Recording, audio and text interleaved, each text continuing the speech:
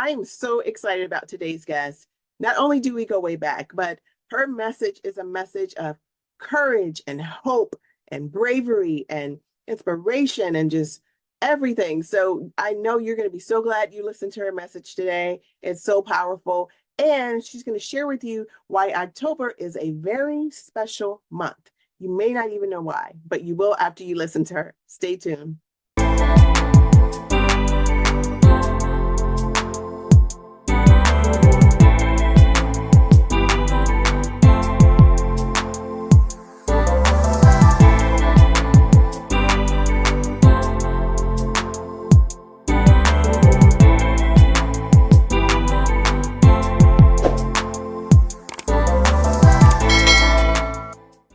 Hello, and welcome to another episode of the Best Advice Podcast Show.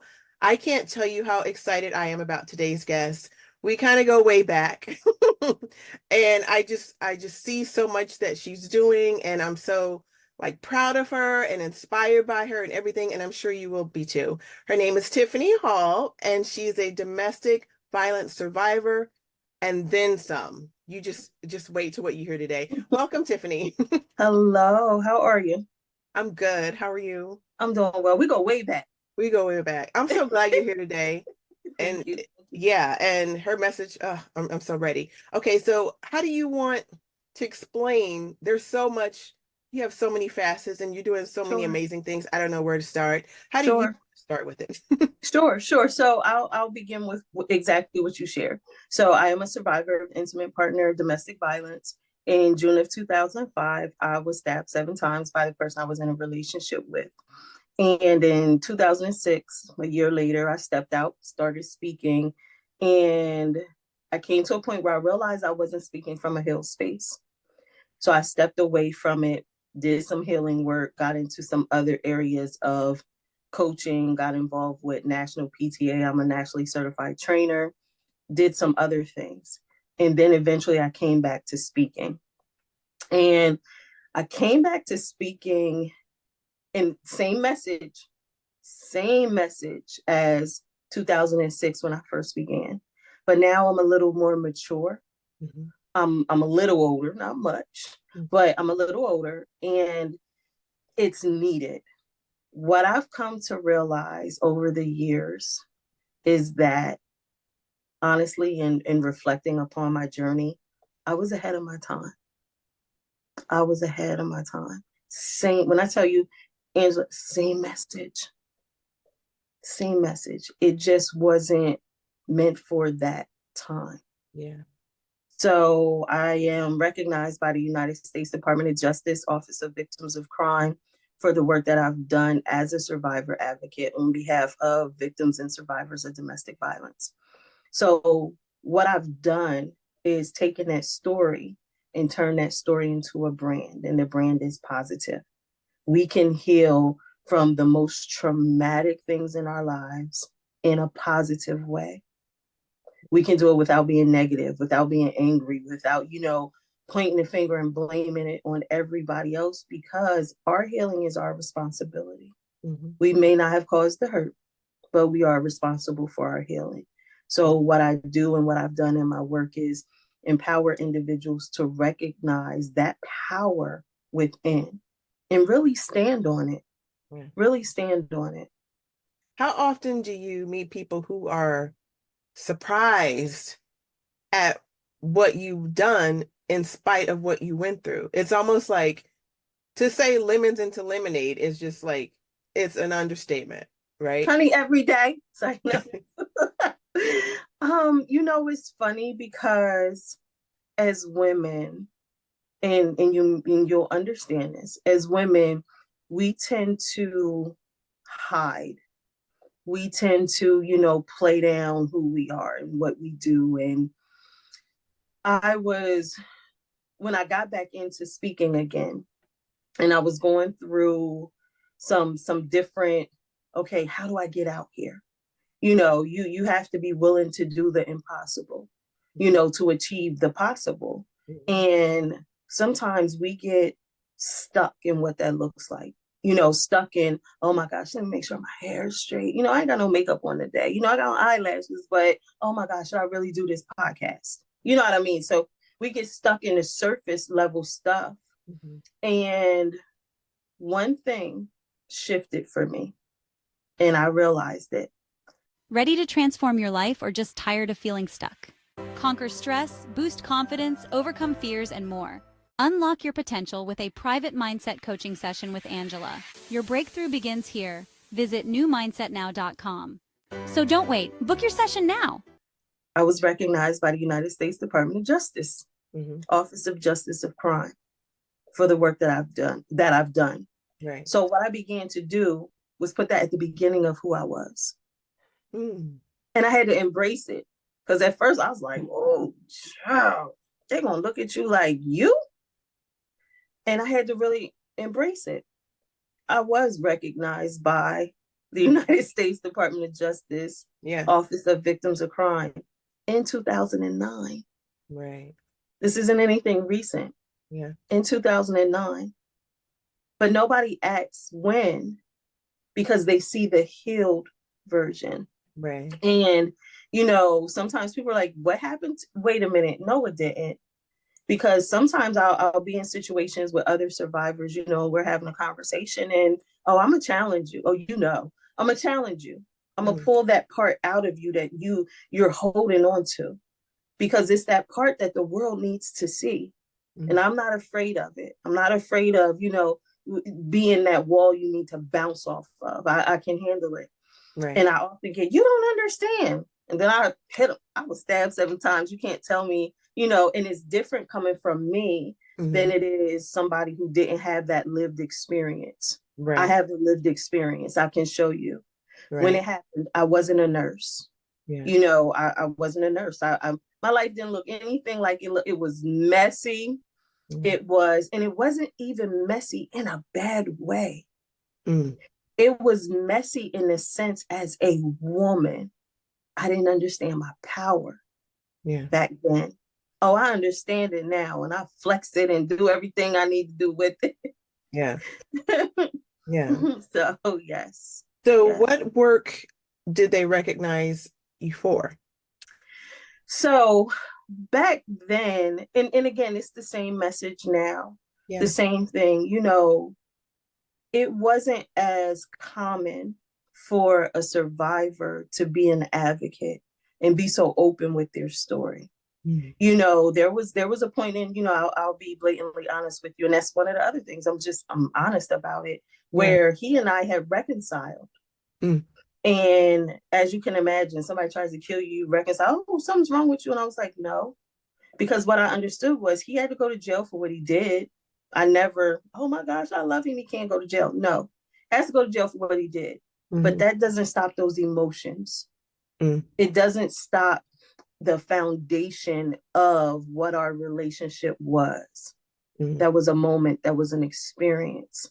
But what it allowed me to say was, it is common that survivors reconcile with their abusers 9 times or more before they leave. Wow. See, it sounds different. Yeah. It sounds different. Now, that's not the person that I'm in a relationship with now.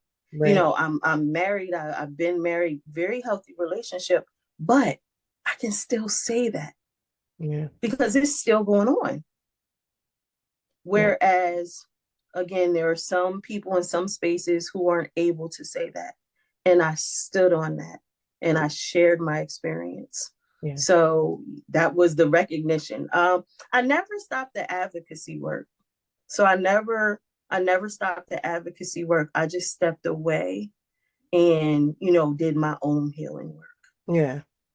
So I know you had an event where there was like cornhole, pictures of cornhole. Yes. What was that one?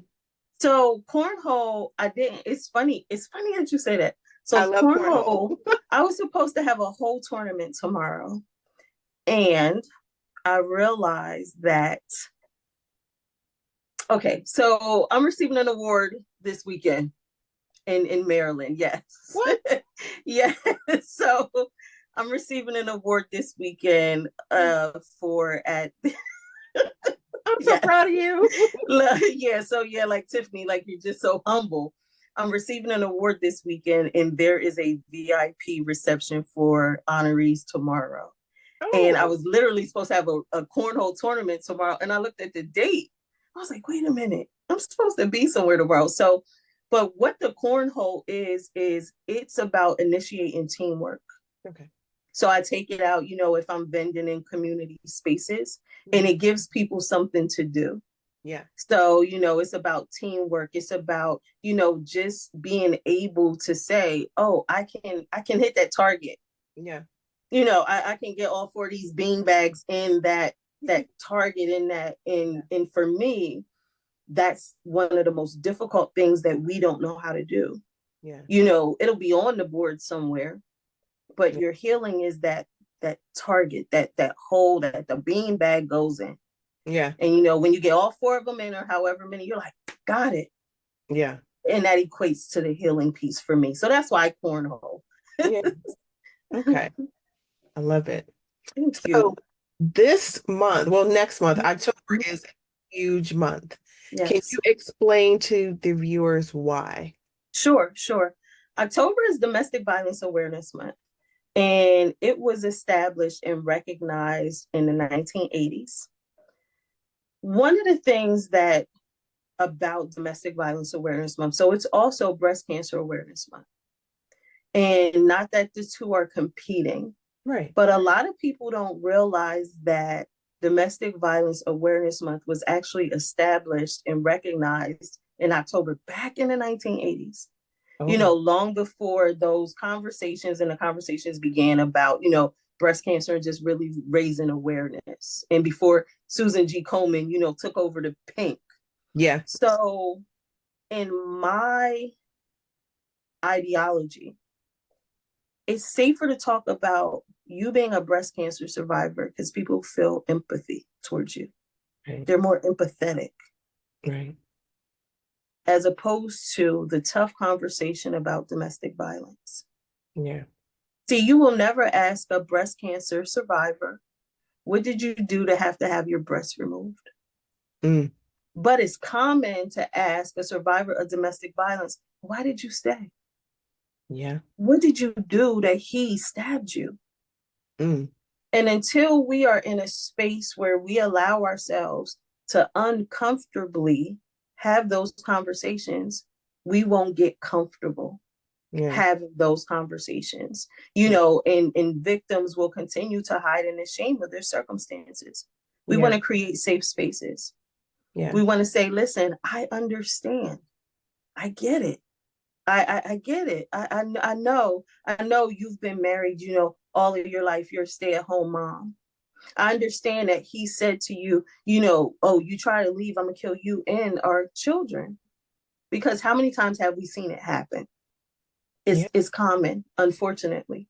Yeah. So until we find a way to have those conversations and not be afraid to have those conversations, October will always be one of the most important months to me, Yeah. one of my most active months as a speaker, as an advocate, as an ally to other victims and survivors. Yeah. Just to go back for a quick second Sure. for women watching who may have been, are going through something and they want to say something, and just in case somebody says, "What did you do to Mm-hmm. for that, for that action to happen?" Mm-hmm. What has that happened? Has it been said to you? And then Oh my how gosh. did you respond, and how do you recommend others to respond? To just Sure. So it did happen. And it's happened numerous occasions. I actually, one of the first times that I went to an organization, he had went to jail. And one of the times I went to an organization because now all of a sudden I'm the only income in that household. Mm. I didn't have the coping tools. I didn't have the resources. I didn't know what to do. And I went to an organization and telling the advocate my story. And the first thing that she said was, how did you reconcile with somebody who tried to kill you? I was like, what? And my first thought was, that's not what I'm here for. So I immediately said to her, you tell me how to turn the love switch off. After that, I was labeled, I was angry, I was depressed. I was told, oh, you're damaged. No, I experienced something that I have never experienced in my life before, and I didn't have the coping tools. Right. So I was looking for somebody to take me by the hand and either just listen without judgment or just say, Tiffiney, it's going to be okay. I've been there. And I didn't have that. So what I've learned now, over time and as coaches, so I am a nurse. I hold a certification in trauma informed coaching. Mm-hmm. So, in speaking to therapists now, and it was a light bulb. It was an aha moment for me. Spoke to a therapist on a couple weeks ago. We were on a call with some different advocates, and she literally said, "I would have asked you the same thing back then too." Mm. I was like, "Wow." And it was a light bulb moment for me because as we found out more information over the years, and how to approach how we deal with victims, with survivors, with people in general and needing the support. Yeah. Wow. I may have said the same thing back then. And I was just like, wow. So understanding that now, if you're going through it, there are people who do understand, and again, just being a voice and making sure that people know that the voices are out. We get it. Yeah. Every therapist isn't, a idiot or they're not out to get you. It's different. It's changed. Yeah. So what a person may have experienced back then, like I did, may not necessarily be so, because with time, information, things change, and how you approach it, it changes. Yeah. Okay. I appreciate that response. Mm-hmm. Mm-hmm. Okay, so since it is, a special month, what do Mm-hmm. you have planned? Woo! Woo! Oh, wow. So on Monday, I'm in Pennsylvania, and PosiTiff as an organization received a grant from the National Organization Crime Survivors for Safety and Justice. Crime Survivors for Safety and Justice advocate for survivors of crime to have the right to heal. Okay. And just address some of those issues, like I talked about funding, what's needed as far as trauma recovery centers on a national level. On Monday, Tiffany Hall has the pleasure of welcoming, of accompanying 19 advocates to travel to DC with me for the first time ever in the history. Crime Survivors for Safety and Justice put together this March on Washington. Wow. Yes, there are over 2,500 people expected to be on the Washington Mall in DC advocating for what it is that we need: advocates, allies, support people, and the CSSJ staff. Like, they've been amazing. Amazing. Wow. So that'll lead up to that. And then coming back home with that same group, having more focused conversations.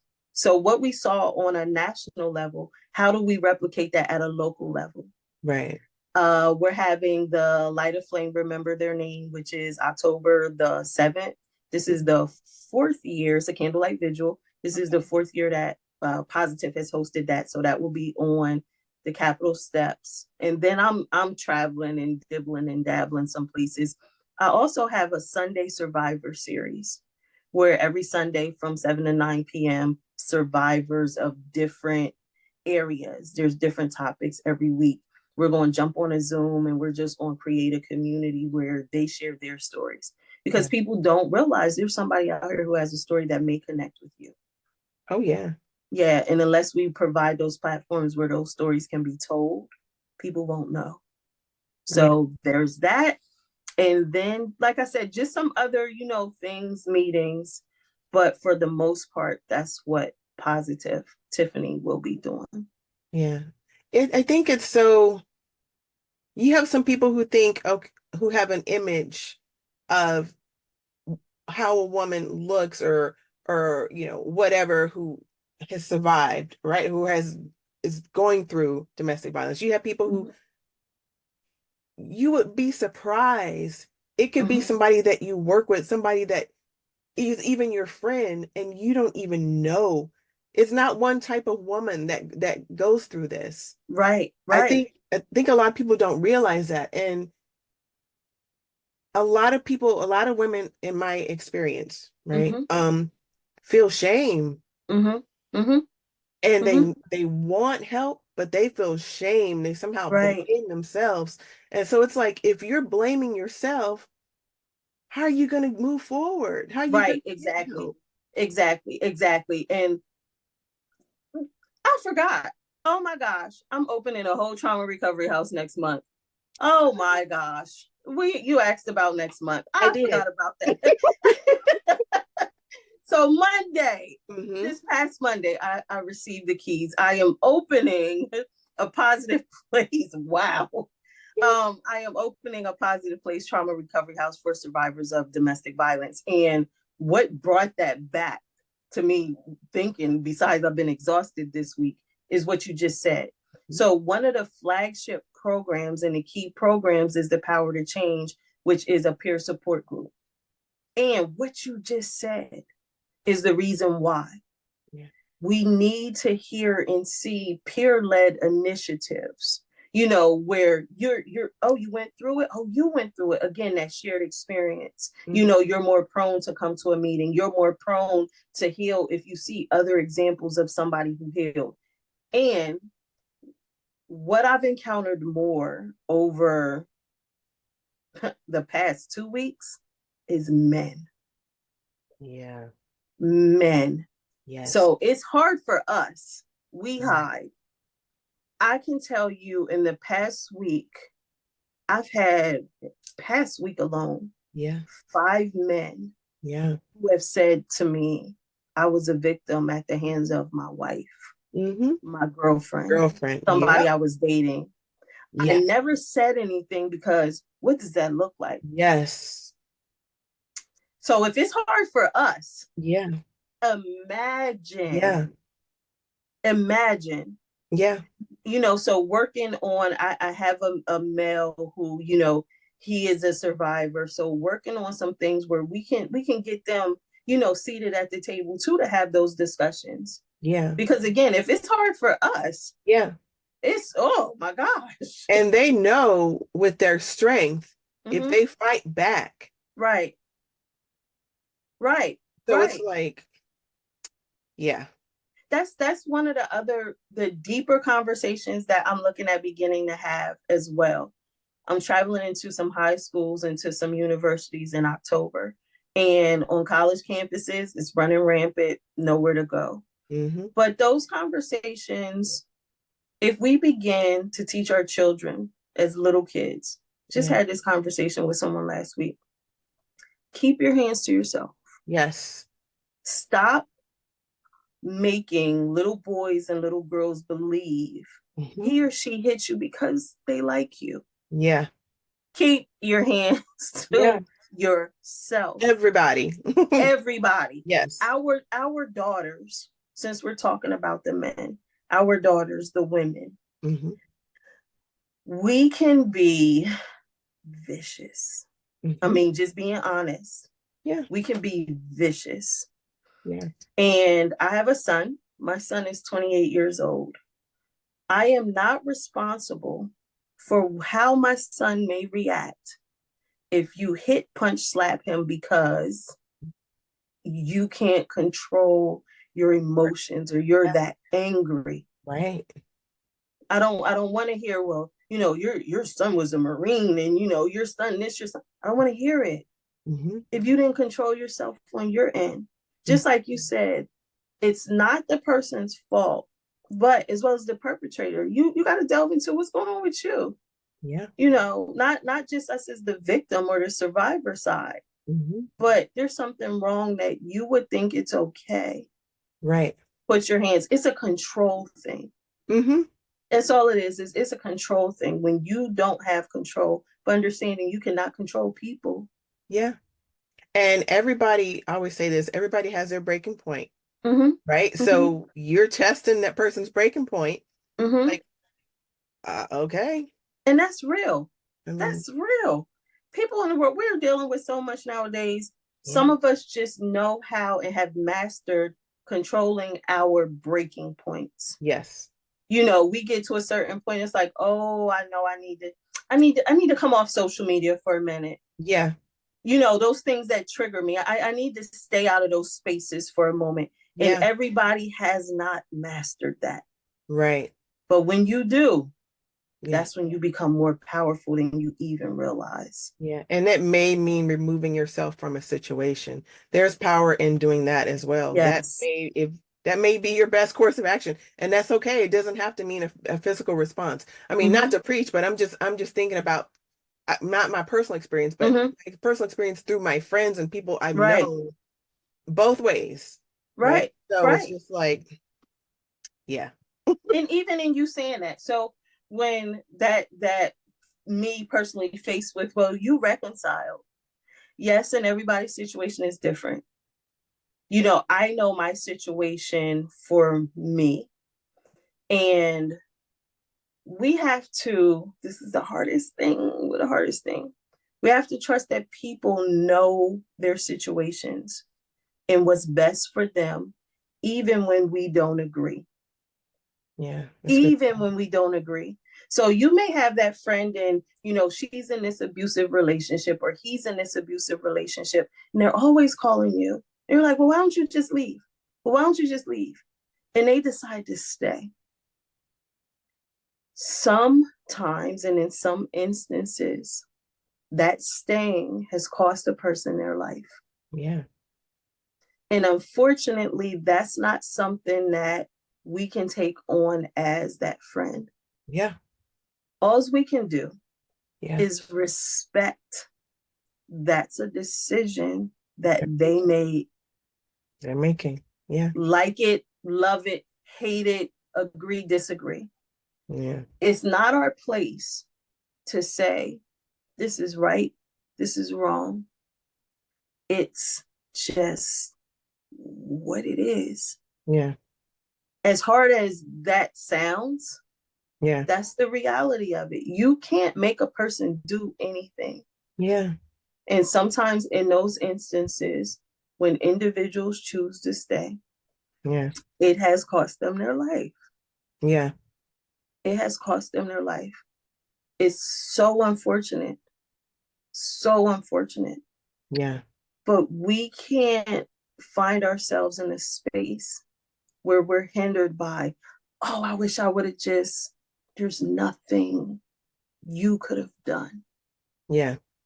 Nothing you Really. could have done to change their mind from staying. Yeah. Until they were ready to leave. Yeah. Because sometimes people are never ready to leave. They're never ready to leave. Yeah. They're never ready to leave. Yeah. And it's okay. Yeah. It has to be okay. Yeah. With us, that's again one of the hardest things. Yeah. Because what fixing it looks like to us is you not being in it. Yeah. That's what, and when we feel like, oh, I couldn't fix that, Yeah. we carry that. Yeah. Everything's not meant for us to fix. Yeah. So the center that you open, what services do they offer, and like how do people get help? Like, is there a website? Do they call you? Sure. So initially, it is a 10-week peer support group. Okay. Initially, it'll be referrals through organizations in the community that I've partnered with. Okay. So organizations that I've had conversations with and I've partnered with.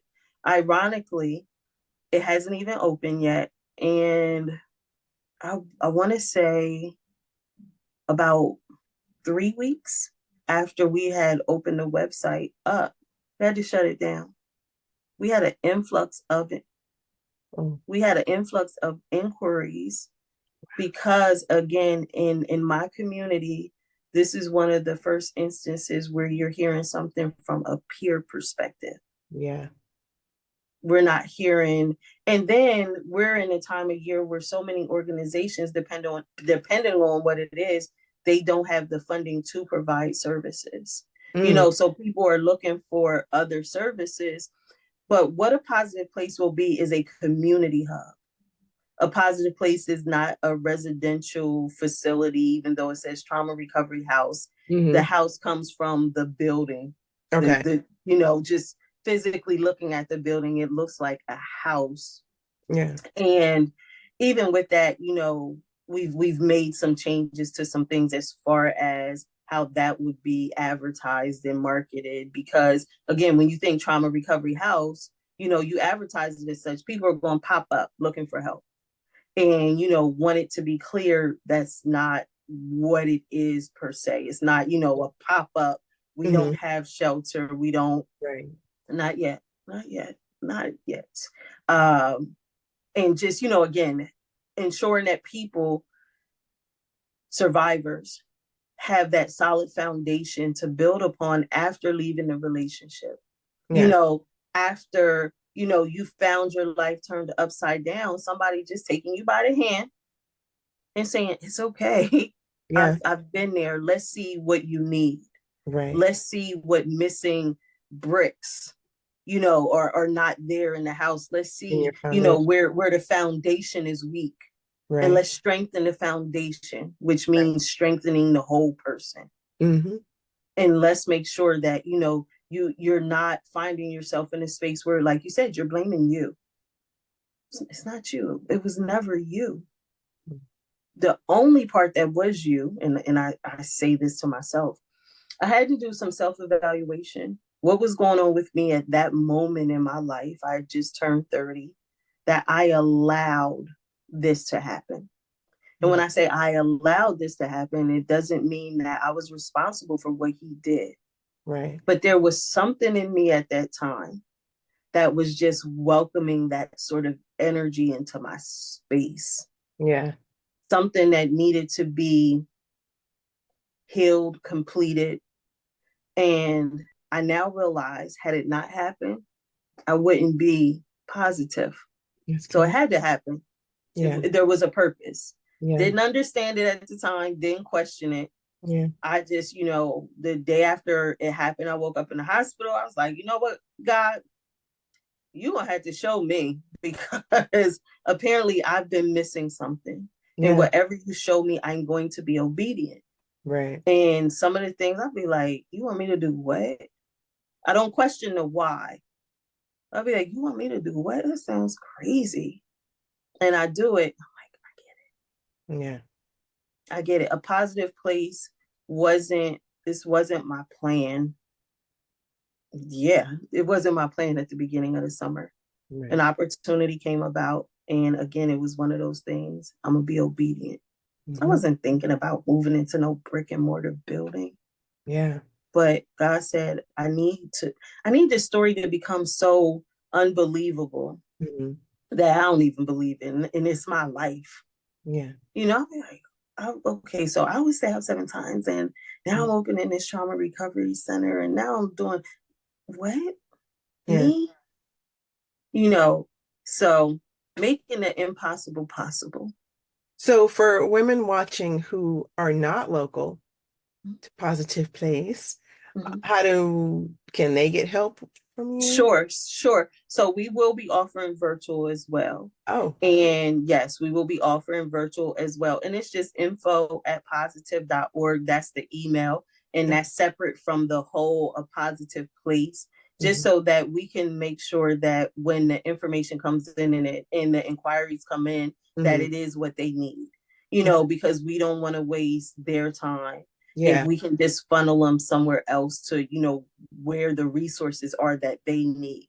Right. I have a lot of people who are referred from homeless shelters because they go into homeless shelters because they're looking for domestic violence services, but they're not homeless. Wow. Yeah. Yeah. So again, ensuring that the people are getting routed to the right places is one of the important things, because we don't want people's healing to be interrupted by the wrong thing. So it's just, like I said, info@positiff.org.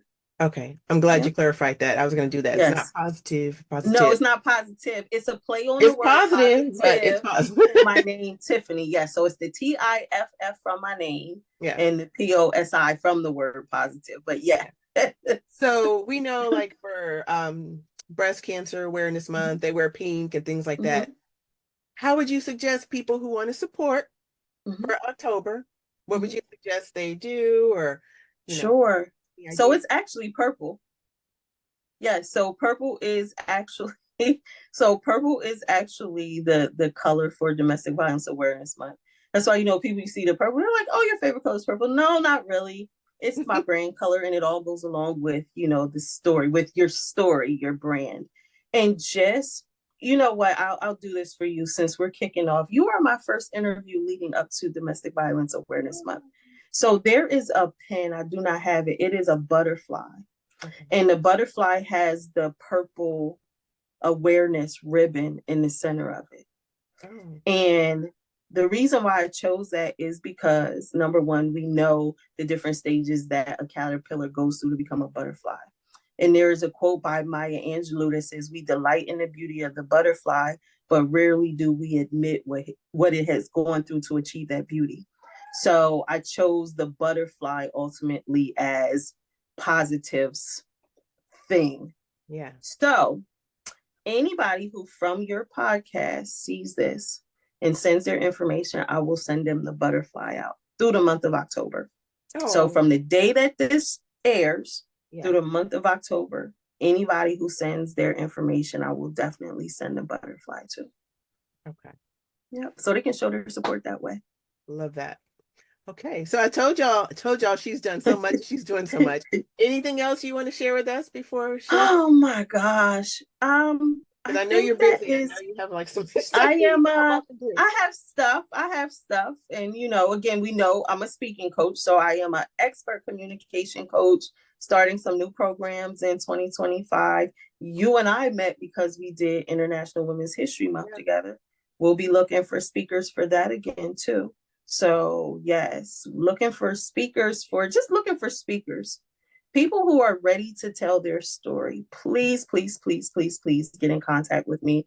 You can inquire, same email, info@positiv.org. I won't make that hard and give you my actual email. But people who have stories, Mm-hmm. new, aspiring, emerging speakers, if they're not sure, let's jump on a call. Let's talk about it. Let's, get some direction and let's get them connected and get them the visibility. Mm-hmm. Because I believe that there are people out here who have pain points that need to be spoken to. Mm. And there are people out here who can speak to them. Right. So let's connect. Let's make 2025 bigger. Even me and you, Yeah. let's make 2025 grand and more than we ever imagined it would be. Yeah. I agree with that. Mm-hmm.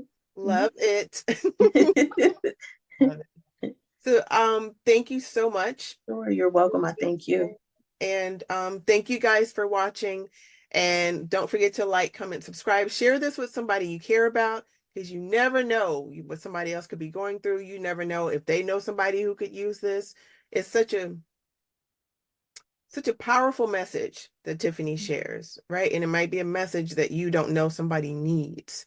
So you could help them and she can help them, which I love, which I love. This topic is so near and dear to me. Like she and I have discussed this like offline. So that's why I was Yes. just really looking forward to this. I'm getting chills right now. The people you're about to help and Mm-hmm. your message is just exponentially gonna explode and it's just gonna be such a good movement. And I think it's gonna just like reverberate through like everybody. I thank you. I thank you. I think you should send me your plant in your background. Oh, because it's purple. Yeah, because purple. You should send me that. Number one. Number two. Ironically, you and I have tried to do this before. Yeah, that's We correct. tried to do it before. Look, I got goosebumps. We tried to do it before. So Yeah. we made this happen. It means something's on the horizon, and I look forward to it. And I thank you for having me. Oh, you're so amazing. All right. That's it for us. Keep growing and keep going. See you later.